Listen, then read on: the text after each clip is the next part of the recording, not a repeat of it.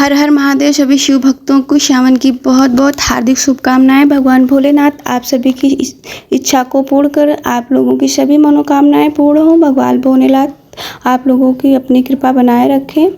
तो भोलेनाथ के सोमवार व्रत कथा बताऊंगी मैं आप लोगों को, और उसका महत्व बताऊंगी, पूजन विधि बताऊंगी। तो फ्रेंड्स, जो व्रत महत्व है वो मैं आप लोगों को बताती हूँ। तो सोमवार का व्रत चंद्रदेव और भगवान भोलेनाथ की अर्चना हेतु किया जाता है। इस व्रत को श्रद्धा पूर्वक करने से मानसिक क्लेशों से छुटकारा मिलता है एवं सभी मनोकामनाएं पूर्ण होती हैं। यदि श्रावण मास के महीने में सोमवार का व्रत किया जाए तो यह अधिक फलदायक सिद्ध होता है। वैसे ये व्रत चैत्र, श्रावण और कार्तिक मास में भी किया जाता है। इस व्रत में सोमवार के दिन उपवास रखकर भगवान शंकर और माँ पार्वती की पूजा अर्चना करनी चाहिए तथा दिन में एक बार भोजन करना चाहिए। सोमवार का व्रत रखने में स्त्रियों को पति पुत्र का सुख मिलता है। पूजन विधि। भगवान शंकर की पूजा का श्रेष्ठ समय प्रातःकाल माना जाता है, अतः सोमवार के दिन प्रातःकाल ब्रह्म मुहूर्त में उठकर नित्य कर्म से निवृत्त होकर स्नान कर पूजन हेतु स्नान कर ध्यान कर भस्म धारण कर एवं कुशा पर बैठें।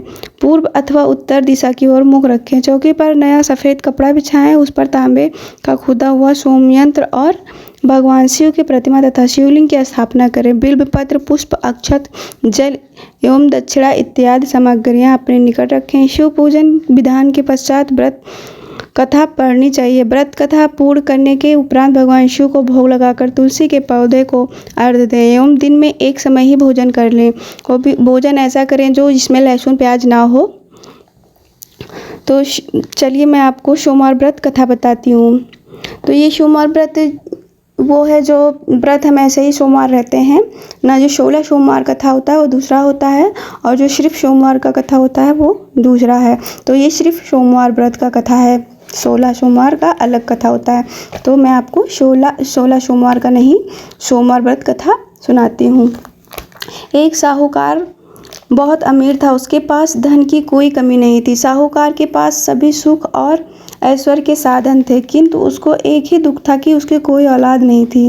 दिन रात वो इसी चिंता में लगा रहता और वो पुत्र पाने के लिए हर सोमवार को भगवान चंद्रदेव व शिव जी की पूजा करता, वह व्रत रखता था। साहूकार की भोलेनाथ के प्रति ऐसी भक्ति देखकर एक बार माँ पार्वती जी ने शिव जी से कहा, हे नाथ, ये साहूकार आपका अनन्य भक्त है और सदैव ही आपका व्रत और पूजन भक्ति भाव से किया करता है। आप कृपा करके इसकी मनोकामना पूरी कर दें। पार्वती जी के ऐसे वचन सुनकर भोलेनाथ ने माँ गौरी से कहा, हे पार्वती, यह संसार एक कर्म क्षेत्र है। यहाँ जो भी जैसा कार्य करता है उसे वैसा ही फल मिलता है, अर्थात जैसा कार्य मनुष्य करता है वैसा ही परिणाम भोगता है। किंतु माता पार्वती आग्रह पूर्वक बोली, हे महादेव, यह आपका अनन्य भक्त है। यदि आपको कोई भी दुख है तो आप उसे अवश्य दूर करना चाहिए।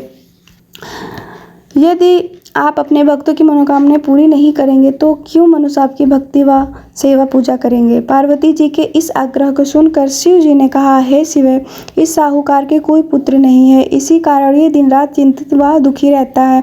इसके भाग्य में संतान न होने पर भी मैं इसे पुत्र प्राप्ति के लिए वरदान देता हूँ, किंतु इसका पुत्र केवल 12 वर्ष तक ही जीवित रह सकता है। इसके बाद वो मर जाएगा। इससे अधिक मैं इस साहूकार के लिए कुछ नहीं कर सकता।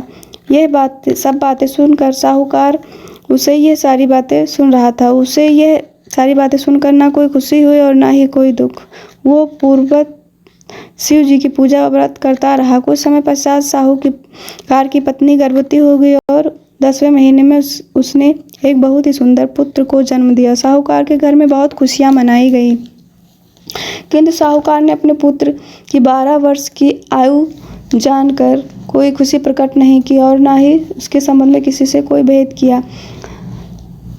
वो बालक धीरे धीरे बड़ा होने लगा। जब वो बालक 11 साल का हो गया तो बालक की माता ने साहूकार से उसके विवाह के लिए कहा, किंतु साहूकार ने कहा कि मैं इसे काशी जी पढ़ने भेजूंगा। साहूकार ने अपने बस साले को बुलाकर कहा कि तुम इस बालक को काशी पढ़ने ले जाओ और इसे विधिवत शिक्षा ग्रहण कराओ। साहूकार ने उसको बहुत सा धन देकर कहा कि रास्ते में जहाँ कहीं भी ठहरो वहाँ यज्ञ और ब्राह्मणों को भोजन कराते जाना।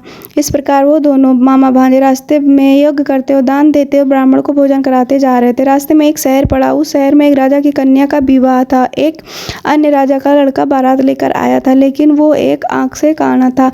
लड़के के पिता को इस बात की चिंता थी कि वर को देखकर कन्या के माता पिता विवाह में किसी प्रकार की अड़चन न डाले। इसी कारण जब उन्होंने साहूकार की अत्यंत सुंदर बेटी को देखा तो उसके मन में विचार आया कि क्यों न इस लड़के को विवाह का कार्य पूर्ण करा लिया जाए।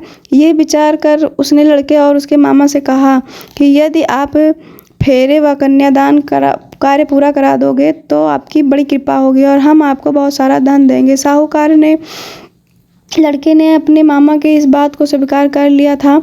विवाह का काम भली प्रकार पूरा हो गया था। जब वो लड़का जाने लगा तो उसने चुपके से राजकुमारी की चुनरी पर लिख दिया कि तेरा विवाह मेरे साथ हुआ है, लेकिन जिसके साथ तुम्हें भेजा जाएगा वो एक आंख से काना है। मैं काशी जी जा रहा हूँ। राजकुमारी ने इस प्रकार लिखा पाया तो उसने काने राजकुमार के साथ जाने से इनकार कर दिया और कहा कि यह मेरा पति नहीं है। मैं विवाह जिसके साथ हुआ है वो काशी जी गया है। और राजकुमारी के पिता ने यह सब जब सुना तो उसने अपनी कन्या को विदा करने से इनकार कर दिया। बारात वापस चली गई। इधर साहूकार का लड़का और उधर उसका मामा काशी जी पहुंच गए, जहां लड़के ने पढ़ना शुरू किया तथा अपना अतिरिक्त समय मामा भांजा यज्ञ दान आदि में व्यतीत करने लगे। इस प्रकार कई महीने बीत गए। जब लड़का 12 साल का हुआ तो उस दिन लड़के के मामा ने यज्ञ का आयोजन कर रखा था। अचानक ही लड़के की तबीयत खराब हो गई। लड़के के मामा ने कहा, अंदर जाकर सो जाओ। लड़का अंदर जाकर सो गया। थोड़ी देर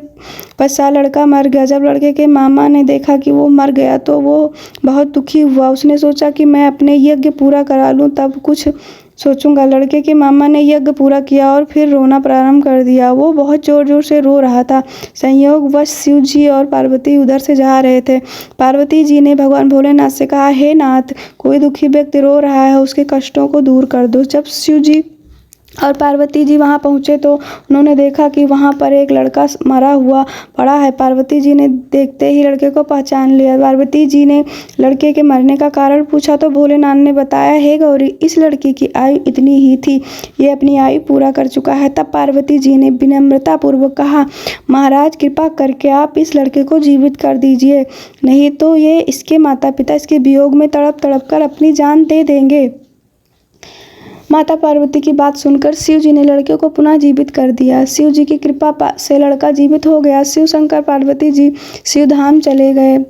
शिक्षा पूरी होने पर लड़का और उसका मामा पहले की तरह यज्ञ करते हुए ब्राह्मणों को भोजन तथा दक्षिणा आदि देते हुए अपने घर की ओर चल दिए। रास्ते में दोनों उसी शहर आए जहां पर उस लड़के की शादी हुई थी।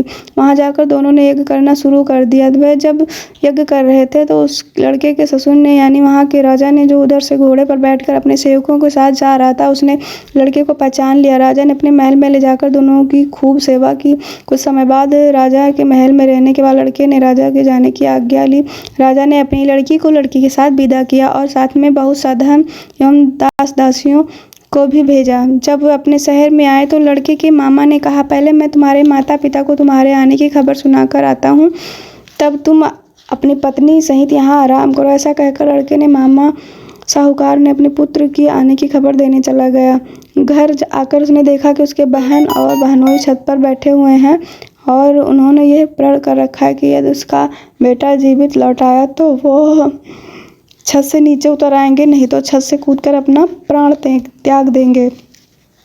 लड़के के मामा ने जब ये समाचार उन्हें सुनाया कि उनका लड़का जीवित लौट आया है तो उन्हें विश्वास ही नहीं हुआ। तब लड़के ने मामा से शपथ खाकर कहा कि आपका पुत्र अपनी स्त्री और बहुत से धन और दास दासियों सहित घर आया है। तब साहूकार और उसकी पत्नी छत से नीचे उतर आए तथा प्रसन्नता के साथ अपने बेटे और बहू का स्वागत किया। सभी प्रसन्नता के साथ रहने लगे। इस प्रकार भक्ति भाव से जो भी प्राणी सोमवार के व्रत का पालन करता है तथा प्रेम पूर्वक इस कथा को सुनता या पढ़ता है तो उसके सभी कष्ट दूर होते हैं, सभी मनोकामनाएं पूर्ण होती हैं और इस लोक में सभी सुख सुविधाओं को भोग कर अंत में उसे शिवलोक की प्राप्ति होती है। इस प्रकार सोमवार के व्रत को 16 सोमवार तक करें, फिर उद्यापन करें।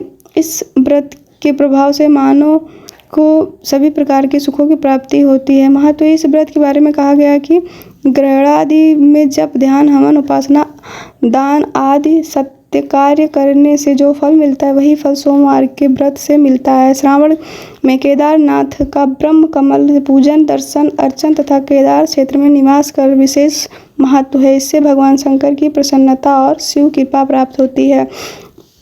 तो आप लोग इस व्रत को जरूर करें। इस व्रत से बहुत ही